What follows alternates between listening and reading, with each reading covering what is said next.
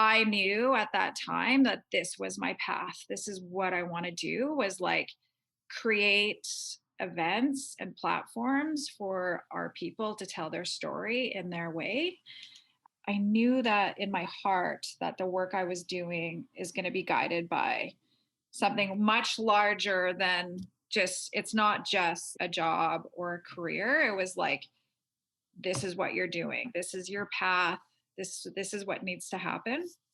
It was the start of the ripple effect of it's time. It's time for us to create this space. It's time for us to create this space that's like safe for us to share to the world who we are as Indigenous people.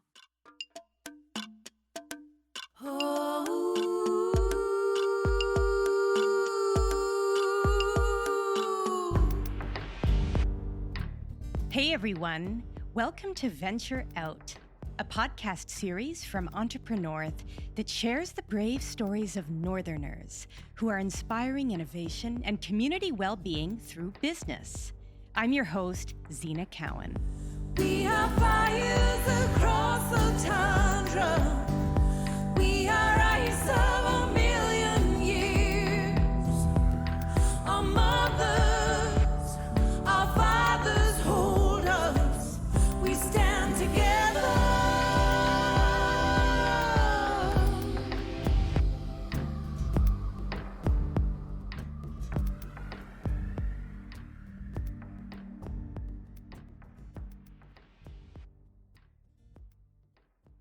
You know that feeling when you meet someone and almost immediately you know this is a very cool person who I want to spend more time with and learn from?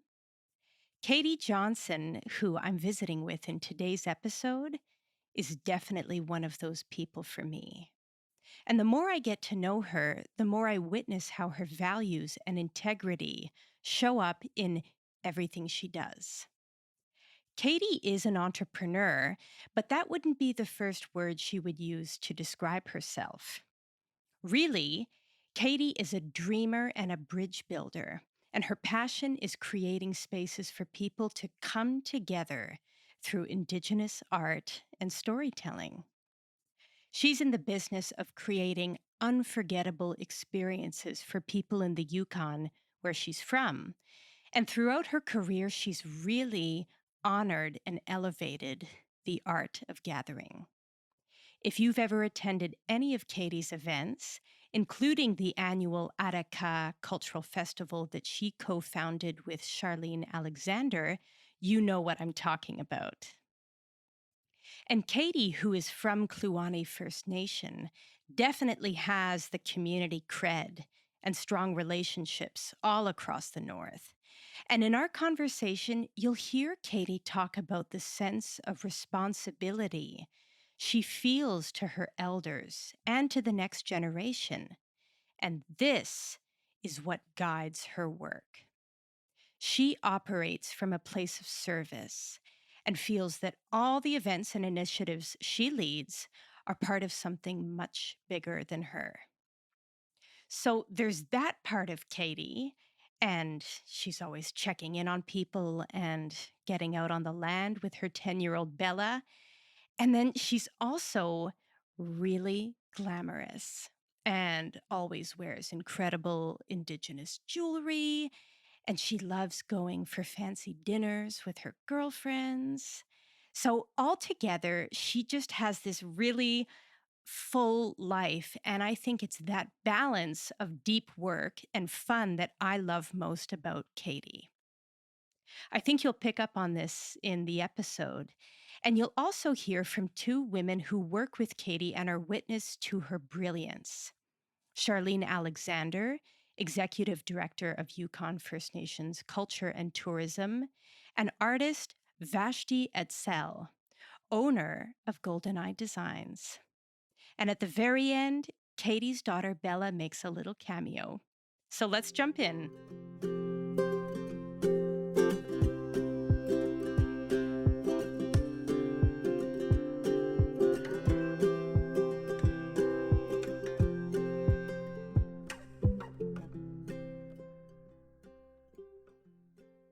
Hi, Katie. Welcome to the show. Can you start by introducing yourself and sharing where you're from? Yeah, so my name's Katie Johnson. I am I'm a member of the Kluane First Nation. So it's a small community just outside of Whitehorse. My traditional name is Lasama, and so I'm from the sort of Southern Tutchone people and nation, and from the Wolf Clan. And so born and raised in beautiful Yukon territory. And yeah, thank you for having me today. Well, I've looked up to you for a while, and I'm so glad that this episode is dedicated to your story because you have an amazing vision and a really unique and inspiring way of operating as a business owner and woman and mom. But because your work is built on leading from behind and putting others in the spotlight, I feel like your journey isn't necessarily front and center. And I think it's one that more people would love to hear about. So today you are front and center, and I want to hear all about your business. I started a business back in 2011. It's called Bella Elite Events and Consulting. So it's based out of Whitehorse. And so it's an event production slash consulting company. And so I've been working, primarily my clientele is Yukon First Nation organizations, nonprofits. So I've been working on mainly like festivals, putting together conferences, forums, community engagement initiatives. And most recently, I've been working with Yukon First Nation Culture and Tourism as the director of programs and partnerships. And we're continuing the work through them, as well as continuing the work with Adäka, which I co-founded the festival with Charlene almost 10 years ago. Very cool. And honestly, Katie, your events are world class. And I know that they have a ripple effect all across the North.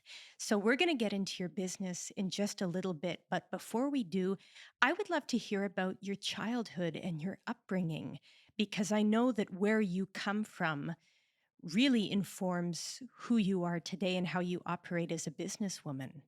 Yeah, well, it's humble beginnings for sure. I have a really strong family. I have really strong connections, and being back and forth. I actually finished high school in Haines Junction, and at the time, my dad was chief of Kluane First Nation, so it was a lot of sort of back and forth from from the two communities. I have older sister and two brothers, and so very close knit family. And then, tons of cousins and aunts and uncles. And it's awesome because, we're from such a small nation. Kluane First Nation has a membership of just under 300. And we have such strong women and men, but a lot of strong women that are from the nation. And so it's gives me such pride knowing that we've all had such a strong foundation to make changes in our communities, but also to help other communities across the Yukon and Canada. And tell me more about Kluane First Nation. How would you describe it to, say, a tourist who was coming to the Yukon and was wanting to know about it? Our nation is small, but very strong and resilient. And our community is we have this incredible lake called Kluane Lake, and we're surrounded by mountains. Our traditional territories in Kluane National Park. And so when I drive home, which is often, I try to go home every other weekend, it's such a recharge for me because you're like going down the Alaska Highway heading home. And as soon as you see the lake, my heart just like explodes because it's like, I'm home.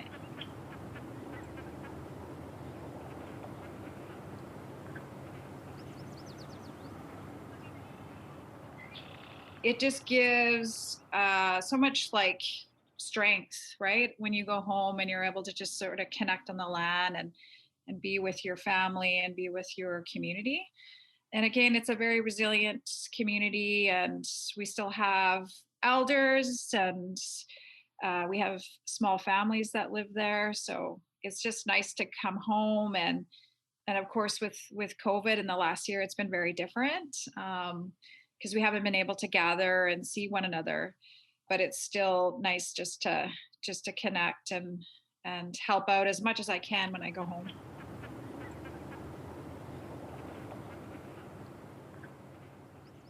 Beautiful. I always love seeing the pictures that you post when you and your daughter Bella go back to your community, and that drive that you take from Whitehorse to Burwash, which is on the western shore of Kluane Lake, for folks who don't know, is absolutely gorgeous. And then you get to spend the weekend surrounded by family, and Bella is totally immersed in her Southern Tutchone culture. And I know, Katie, that you've got some pretty amazing parents who played and continue to play a really big part in the woman that you are today. Can you tell me about them a little bit? Well, I mean, of course, like my mom, she was a school teacher at the Haynes Junction St. Elias School. So she was, a leader in her own right as well, in terms of working and then raising us kids. But it was like for my dad, it was a responsibility. So we were raised with my dad always going to meetings, and he was a huge part, not only for the Kluane First Nation government land claims agreements, but he was also very active in the Together Today for Our Children Tomorrow. And so I think a lot of kids in my generation, it was just sort of, we knew that our parents, it was their responsibility, and the hard work and the drive and their commitment to make a better future for us, for our kids. And so when I look back to all the leaders that took part in those agreements and where we're at right now, it's just incredible. So it's like this legacy piece that is so important to me, and very important on how I guide my work. My dad was really well respected in all the communities, and he was really well known, Joe Johnson, and he still continues to open doors for me. Like I can go into a to Pelly or Mayo or go to a small community, and they'll ask me, who's your parents? And I say, Joe Johnson, and like the Golden Gate opens because of the respect that they had for my father. And so when I think of that, I think, well, I want to be that for my daughter, Bella, where, my work is guided in a good way, and people know me for the work that I do, and I carry myself respectfully and in my values, and so that she has that same opportunity when she's like my age.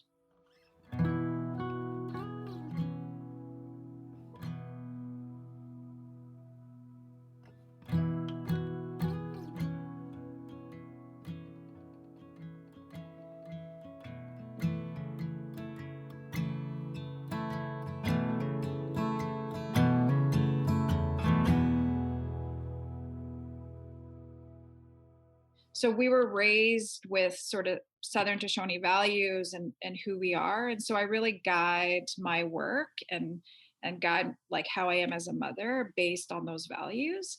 And bringing Bella back to Burwash has been a really important piece, because I had the opportunity to be raised with our elders, to witness, to be a part of like potlatches and headstones and gatherings and being on the land and trapping gophers. And I want to make sure that Bella has the same experiences, because things, obviously have changed in the last 20 years in terms of making that connection again. I find it very moving to hear you describe your parents and the other adults that you and your generation grew up around, and how much they have guided you on your path, and how you just had this knowing that they had this deep sense of responsibility that you are now taking on as you dedicate your life to legacy and being of service through arts promotion. So I'm really curious to hear about your work and your business and how it all started for you, Katie. Can you take me back to the very beginning?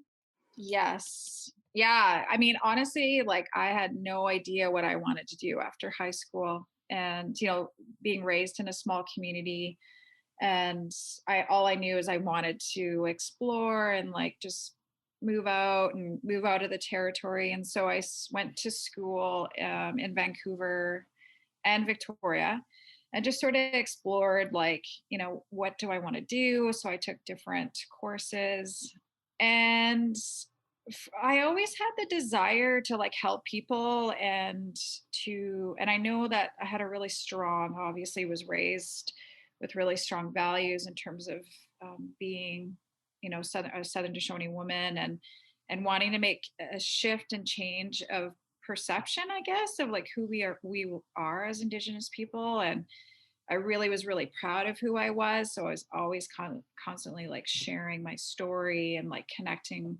with people from all different cultures. And so I explored the tourism management program at Capilano University, and I was like, this is it. Like, I'm going to start my own tourism business. Like, I feel like this is what I want to do, and create tours and go back to the Yukon.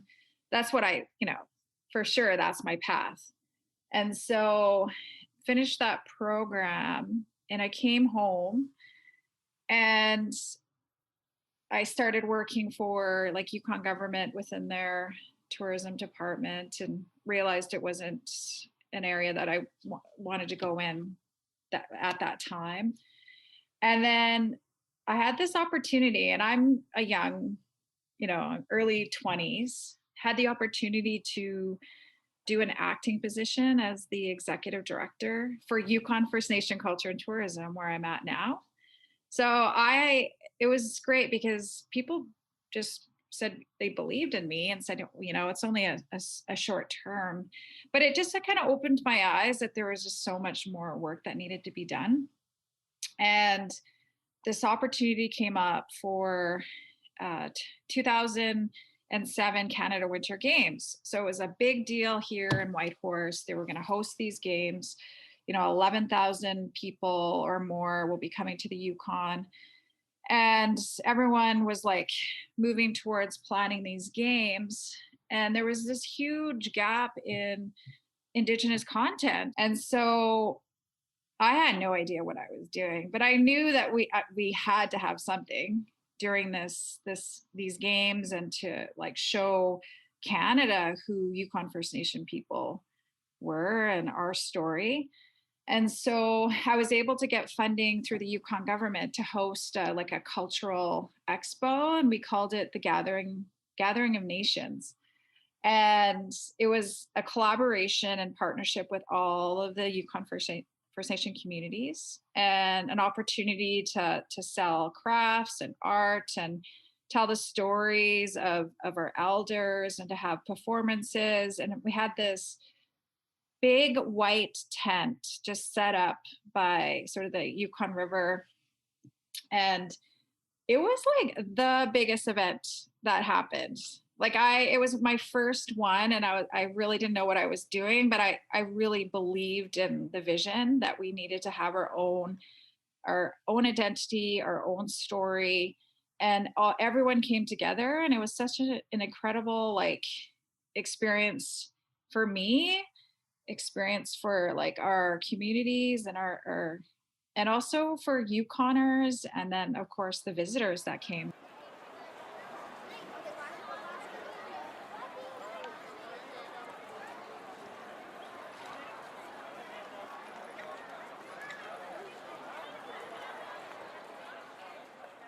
So that really what started, and like I knew at that time that this was my path. This is what I want to do, was like create events and platforms for our people to tell their story in their way. And then the opportunity of the 2010 Winter Olympics. And so that was another huge undertaking. Oh my gosh, Katie, that's like the definition of a sliding door moment. I want to go back in that white tent with you. What were you experiencing? What was all around you?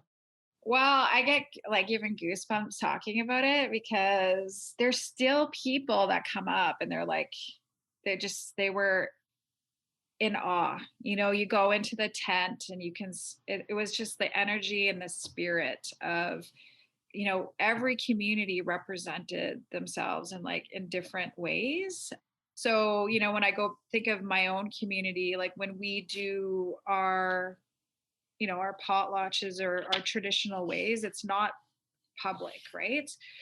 For this event, it was for the public. It was to welcome the world. It was to welcome visitors from across Canada. It was to welcome Yukoners, to say this is who we are, this is our story. And it was just so rich. Like we had tables full of like moccasins and jewelry, and it was just like abundance of like incredible arts and crafts. And then we were able to like have special performances, and elders were there. And yeah, it was just a really, it was almost like it was the start of, it was like the ripple effect of like, it's time.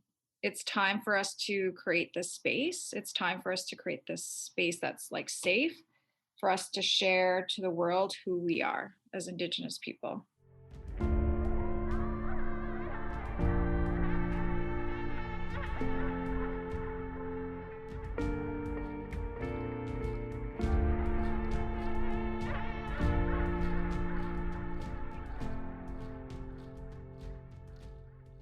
That is pretty incredible. But can we just take a moment to acknowledge how young you were? Like, who is ready to do that kind of major community impact work in their early 20s? I was 22. So I was very young. Really, it was like I have so many mentors, like a lot of people in my life that have really like shaped who I am and really helped me uh, guide me in these different opportunities. And so I'm forever thankful for that. And so yeah, it was definitely, I knew that in my heart that the work I was doing is going to be guided by something much larger than just, it's not just like a job or a career. It was like, this is what you're doing. Like, this is your path. This is what needs to happen. And of course, it takes a lot of like courage to like be knocking on like funders' doors or like connecting with various leaders to say like this needs to happen. But I knew that our voice had to be at the table. And so it was really and that's why I'm so forever like thankful that my path crossed with Charlene Alexander, who's currently the executive director of YFNCT. But I've been working with Charlene for 11 years, and it was at Canada Winter Games where we first met. And we joined forces with her, you know, 30 plus experience working in Northern communities in art and culture. And she was one of my biggest mentors, and she really taught me a lot about sort of event management. And so I was able to walk and create new opportunities for Yukon First Nations in art and culture, especially with the Olympics. And then we co-founded Adäka in 2011.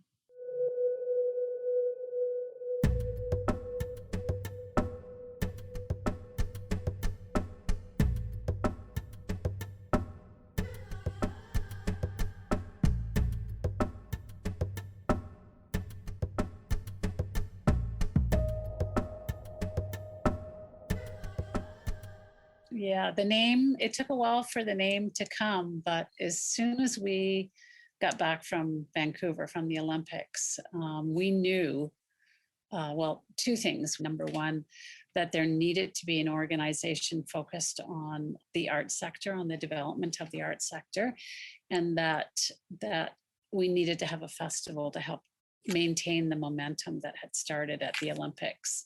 When you bring people together and you match audience and artists and the inspiration and the energy, and it just really helps to support the growth of a sector. So, and it was like a spark was created, and we knew that we needed to maintain that energy to carry on with the work that we are doing. And because of my experience in founding and establishing the Great Northern Arts Festival in Nunavut, I knew the impact that a festival has on communities and on individuals, and just on the sector. It's more than an event, and it's more than a celebration. And we know that arts and culture is really it saves lives.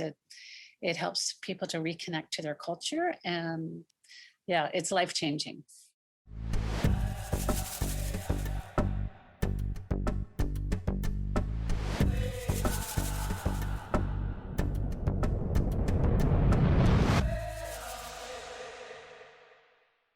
I love Adäka so much, and I look forward to it every year. And I will never forget the first time that I went with my dad. And I think it was just a sort of transformative experience for both of us.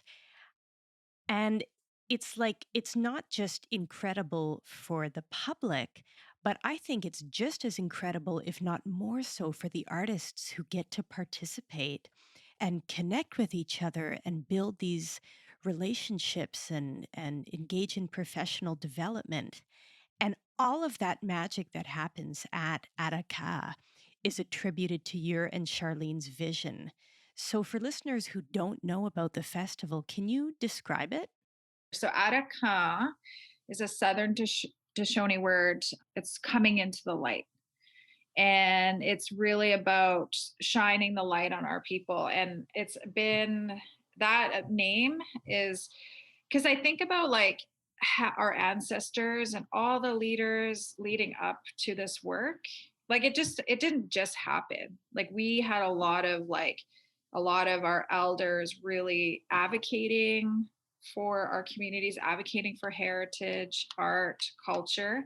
So it was almost like the torch was like handed to us to continue the work for the next generation or the next 10 years. Adäka is like a 7-day Indigenous festival. So if you can think, sometimes we have close to 200 artists that come from all over the communities. And it's been growing every single year. And so we have guest artists from across Canada. We've had guest artists from like New Zealand. So it's becoming, very welcoming for Indigenous artists all over the world.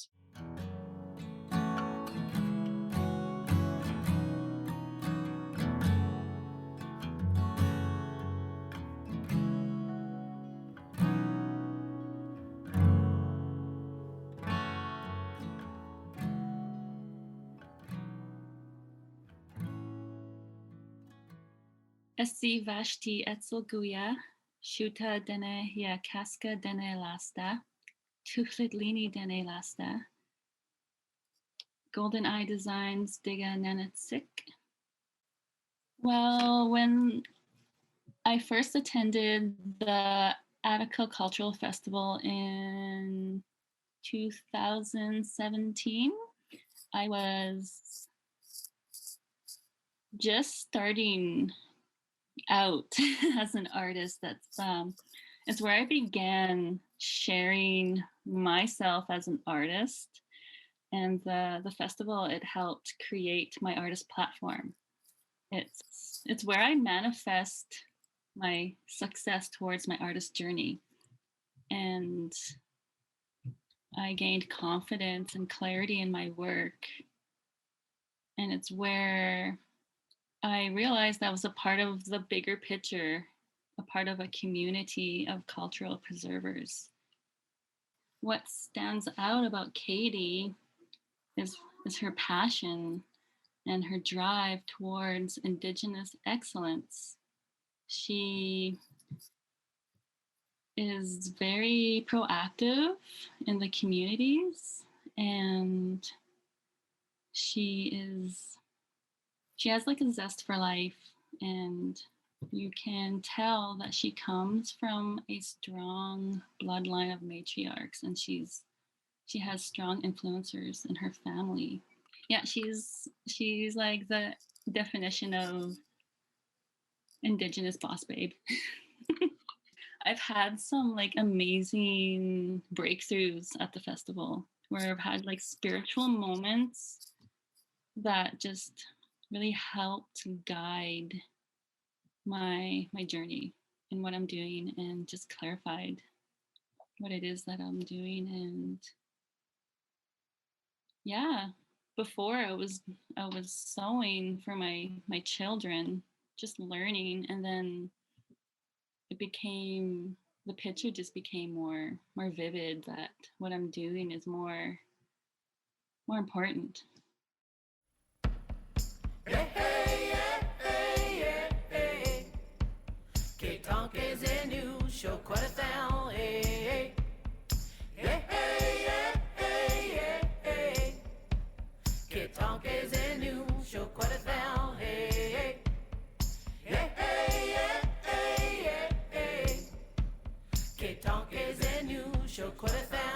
They keep trying to take my flowers and replace them with guns.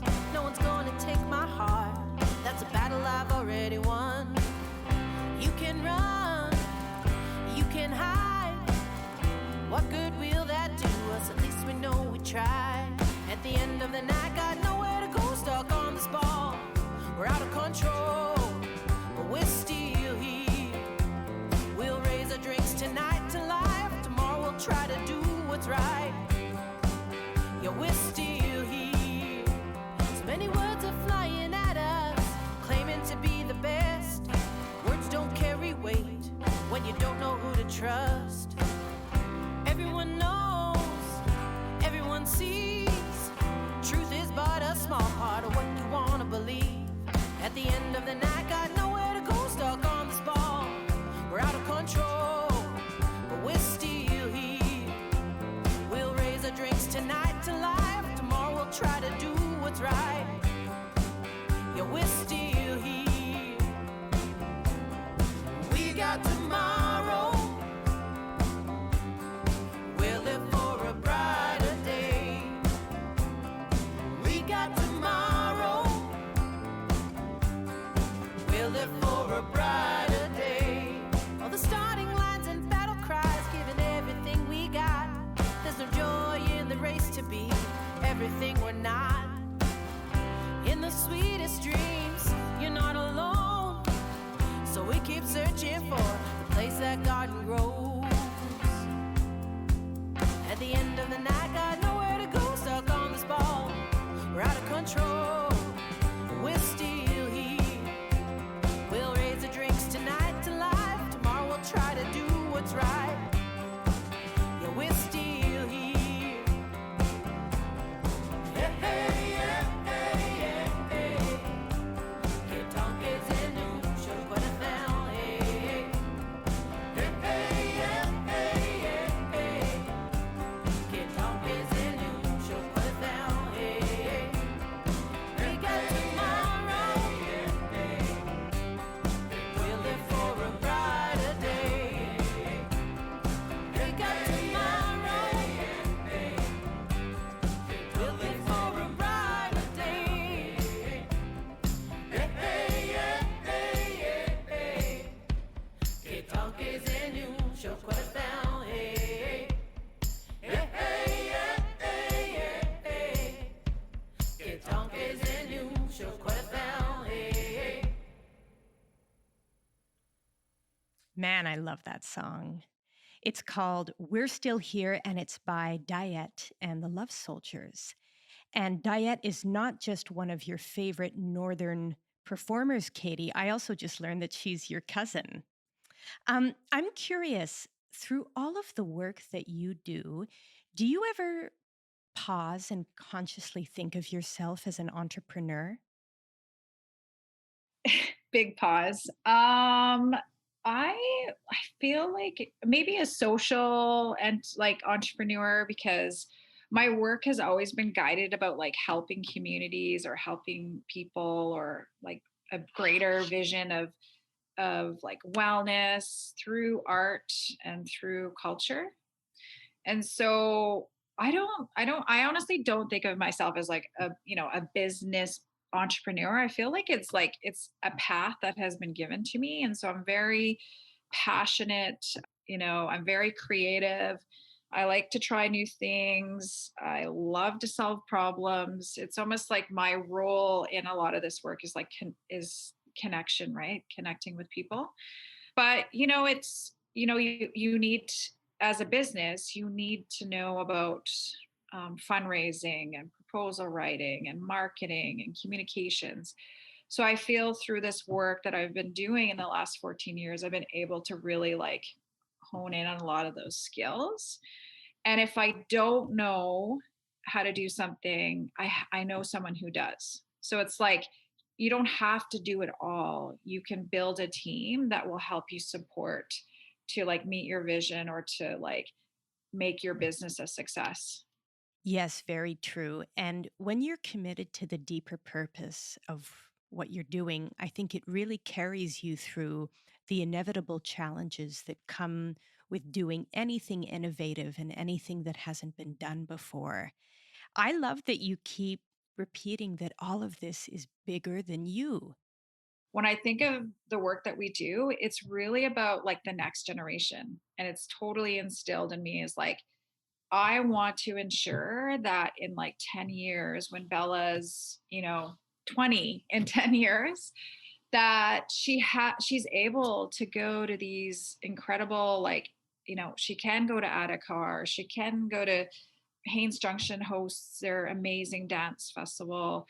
Hakusti, like the Teslin Tlingit Council hosts Tlingit gathering every 2 years, like Moose Hide, like all these incredible these gatherings of bringing people together. It's important that like I'm just a little sliver of this equation. Like we all have to work together to ensure that this work continues for the next generation. Mm. So, when you're deep into production and you're dealing with a ton of moving parts and things maybe not going how you wanted them to go, how do you remind yourself of the higher purpose?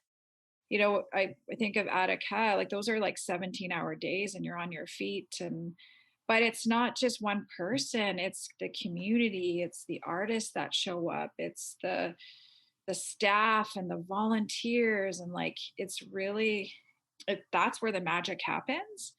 And so I always think like be authentic, be honest and true to who you are, and like have fun. Like have fun, be innovative, try new things, be open-minded, because the work is always changing and our art is always changing. Our culture is it evolves, right? So you have to be flexible and be able to just sort of like go with the flow. That's how I sort of carry myself through this work.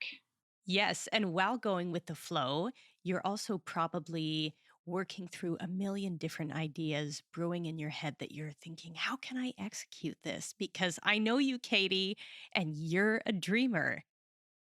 Yeah. Well, and then I have to remind myself too, it's like slow and steady wins the race. Like there's not a marathon. You got to just be really thoughtful and mindful. And it's all about intentions, right? Like when I think of a project that I'm working on, like what's the end result, and like things will always change based on like the needs of that particular initiative or project. New people join in, you bring in different like resources and expertise. So even you can't just be stuck on one thing. It's like you have to really like adjust plans as you're planning, and really sort of stay connected and take the time to like reset or revise or renew when it comes to these kind of initiatives. Because it's not like you're selling a product, you're creating experiences, you're changing lives. Something that's like you can't just grab, it's something that you feel. And so when I go into a project, I'm like, how are people going to feel like once, if they're there, what are they going to experience? What are they going to take out of it? So I'm very like mindful of that. And again, I'm really guided. Like I have a lot of elders that I can reach out to, and they really like provide some really good insight and support when I'm doing these types of events or projects or initiatives. And creating these world-class experiences for people that have so much cultural depth and weight is a true art that takes years of refining and working through. You've built this business for the last 14 years, and I'm sure that the growth you have experienced has not been linear. And you've gotten a lot of support along the way, but you've also experienced what it means to have something not work out. Oh yeah, for sure. I mean, it's actually just in the last probably, I mean, I've been doing this for 14 years, so I feel like there's so many things that you learn, and then or you make mistakes, or and you just get better, right? And you grow through like you explore new areas, and if you don't succeed, you'll always grow, and you'll always come up stronger. Like that's always been like my experience. And embracing the unknown and really focusing on like doing your best, because like I think we are, when it comes to our careers or our businesses, we're really hard on ourselves. And it's like, don't be hard on yourself. Like you did, if you do your best, you did your best. You have to find that support circle when you're doing these types of work, and really like take care of yourself, take care of your wellness, go on the land, talk to your elders, like really connect with yourself spiritually as well, so that you can like fill up your cup so you can get on to the next initiative. That takes a lot, but you just need to refuel yourself and take care of yourself to continue the work. Hearing you just now, I'm thinking about all the up and coming Indigenous entrepreneurs from the Yukon that we get to meet through our work at Entrepreneurship. And they're talking about wanting to go into tourism and in arts and food and clean energy. And I'm thinking, Katie, you are right in the middle of all of that, and they would learn so much from you. I'm sure they are learning so much from you.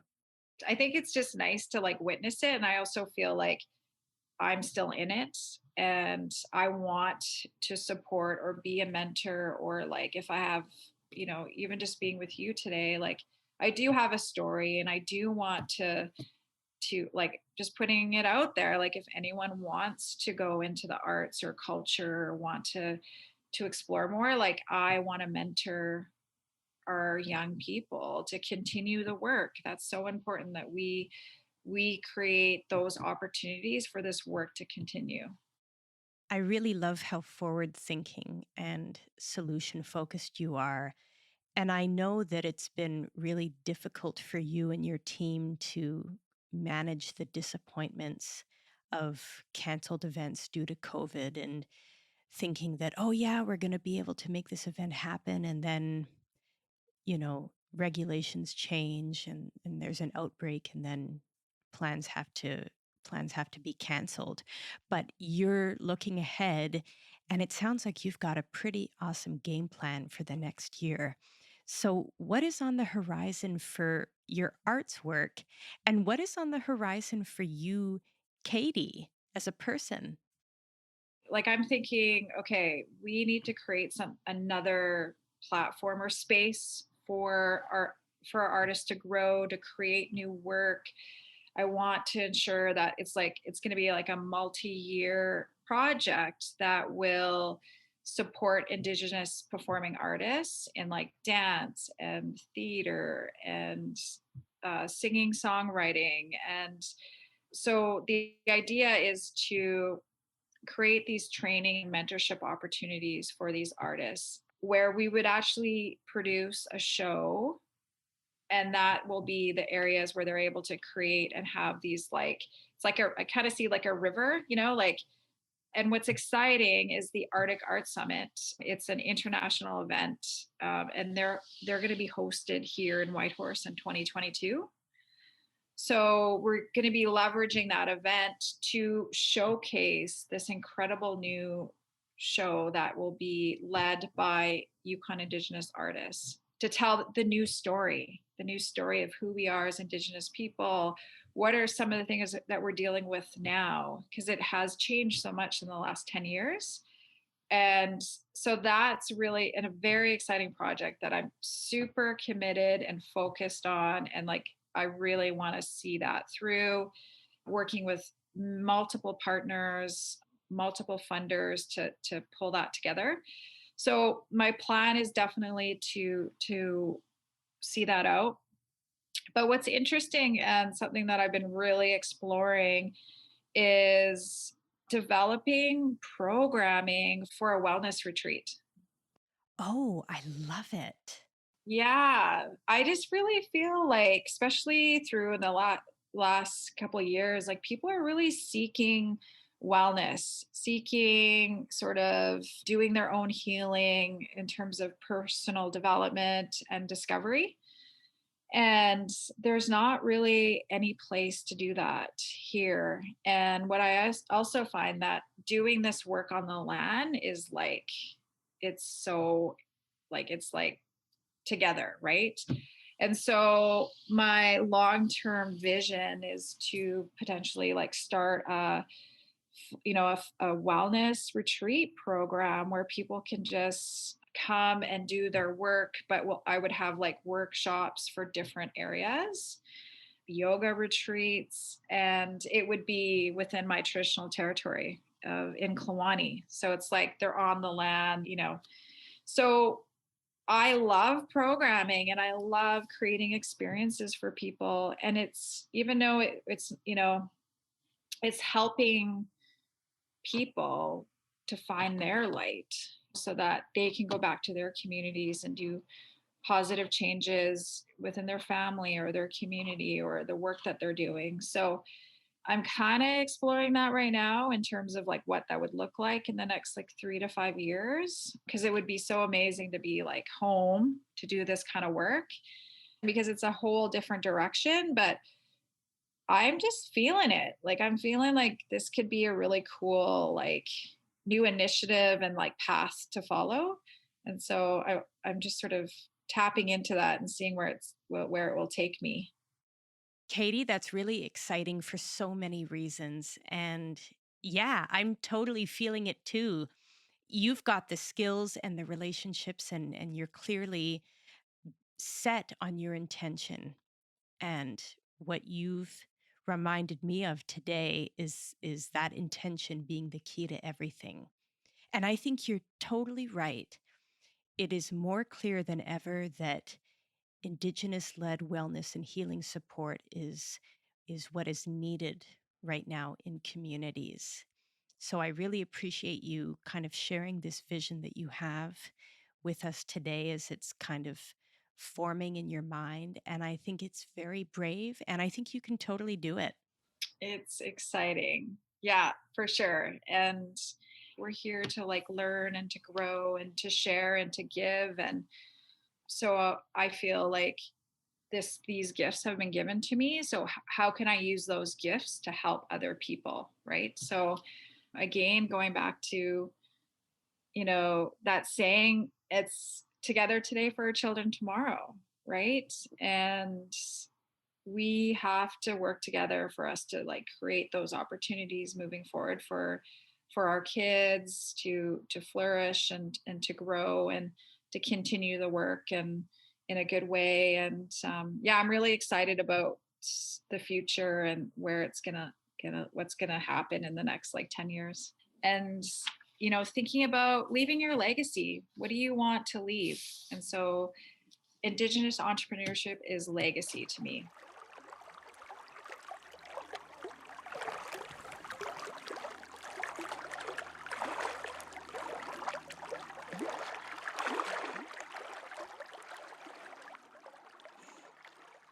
Bella, what's something that you really love about your mom? That she's really positive and she works really hard to like get stuff done. Oh, Charlie. Hi, Charlie. Hi, Chowie. He's like a little barker. He just barks at like everything. Is he Bella's dog? He's both of yours. Bella, do you take Charlie for walks? Yeah. Yes. Yeah, she does. She But does. my mom always said, But like we have you to. don't never take Charlie for walks. I take him to. Who takes him on walks when you're in meetings?